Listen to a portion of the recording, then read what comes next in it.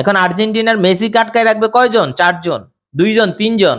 অন্যদিকে আলভারেজ খালি হয়ে যাবে, এনজো ফার্নান্দেজ খালি হয়ে যাবে, ম্যাকঅ্যালিস্টার খালি হয়ে যাবে। হেডে এসে গোল করবে রোমারো, লোপেজকে নামানো দরকার। তো সবকিছু মিলিয়ে আজকের ভিডিও শুরু করা যাক। আর্জেন্টিনা এবং স্পেনের ফাইনাল ম্যাচ, কে জিতবে? 2026 বিশ্বকাপের ফাইনাল ম্যাচে কারা এগিয়ে আছে সেটাই আজকে জানাবো আপনাদেরকে।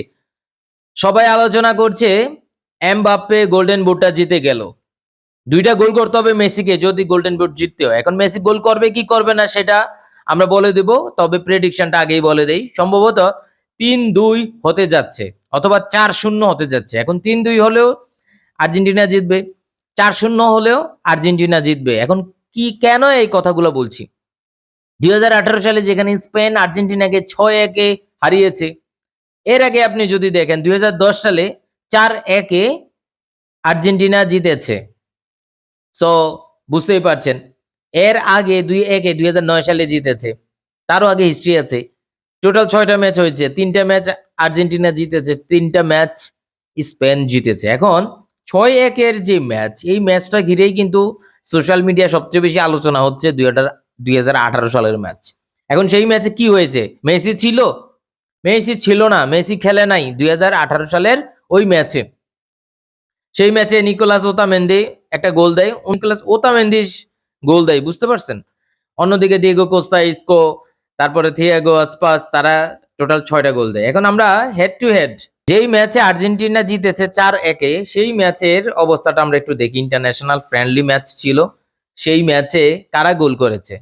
স্পেনের একটা গোল করেছে ফার্নান্ডো লরেন্তে, এবং লিওনেল মেসি মাত্র 10 মিনিটের মাথায় একটা গোল করে।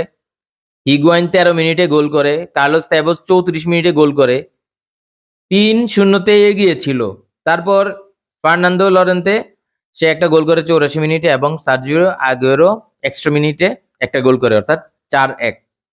লিওনেল মেসি ছিল, হিগুয়াইন ছিল, তেভেজ, আগুয়েরো এরা ছিল। তারও আগের একটা ম্যাচ আমরা যদি দেখি, সেই ম্যাচে কি করেছিল, সেই ম্যাচটা আমরা দেখি। সেই ম্যাচে কিন্তু স্পেন জিতেছে 2-1 2009 সালে, অর্থাৎ 2009 সালে 2-1 এবং 2010 সালে 4-1 আর্জেন্টিনা। সো বুঝতে পারছেন। এবং 2-1 যে ম্যাচ, সেই ম্যাচে কিন্তু লিওনেল মেসি 62 মিনিটে একটা গোল করে, এবং জাবি সে 16 মিনিটে একটা গোল করে, 86 মিনিটে একটা গোল করে। লিওনেল মেসি পেনাল্টিতে গোল করে, এবং জাবি যে লাস্ট গোলটা করে, জাবি আলানসো, সেই গোলটাও কিন্তু পেনাল্টিতে ছিল। 9 সালের ম্যাচ। তার আগে 2006 সালে সেখানে স্পেন জিতে, আর 1966 সালে 2-1 আর্জেন্টিনা জিতে বিশ্বকাপের মঞ্চে।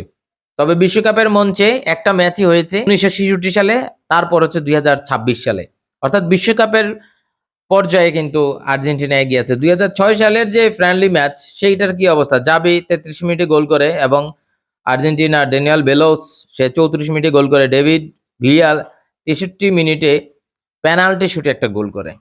এখন আমরা চলে যাব 1966 সালে, সেই ম্যাচে আসলে কারা গোল করেছে? 1966 সাল বুঝতেই পারছেন, লুইস আর্টাইম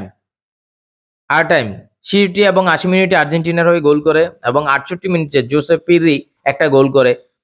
শেষ পর্যন্ত আর্জেন্টিনা গ্রুপ স্টেজের ম্যাচ ছিল ফিফা ওয়ার্ল্ড কাপ 1966, সেখানে কিন্তু আর্জেন্টিনা 2-1 জিতে।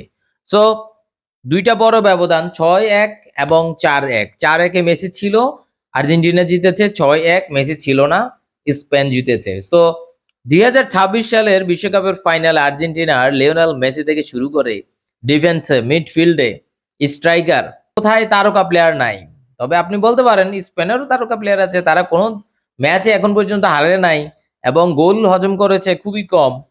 খুব সম্ভবত একটা গোল খেয়েছে, আর অন্যদিকে খুব সম্ভবত 11টা গোল করেছে স্পেন। 19টা গোল করেছে মেসিরা, এবং তারা কিন্তু গোল হজমও করেছে খুব সম্ভবত 7টা কি 8টা এরকম। সো গোল হজম করছে আর্জেন্টিনা, এটা বড় বিষয় না। গোল্ডেন বুট এমবাপ্পে জিতে যাচ্ছে, সেটাও বড় বিষয় নয়। তবে ফাইনালে খেলবে লিওনেল মেসির টিম, লিওনেল মেসি, এবং সে গোল শুধু গোল করবে যে বিষয়টা এরকম না, গোল করাবে। এই করানোটা হচ্ছে স্পেনের জন্য বিপজ্জনক। সে যেভাবে গোল করায় সবাই মুগ্ধ হয়, একইভাবে খেলাটা কিন্তু খেলবে আর্জেন্টিনা। স্পেন চেয়ে চেয়ে তাকায় থাকবে।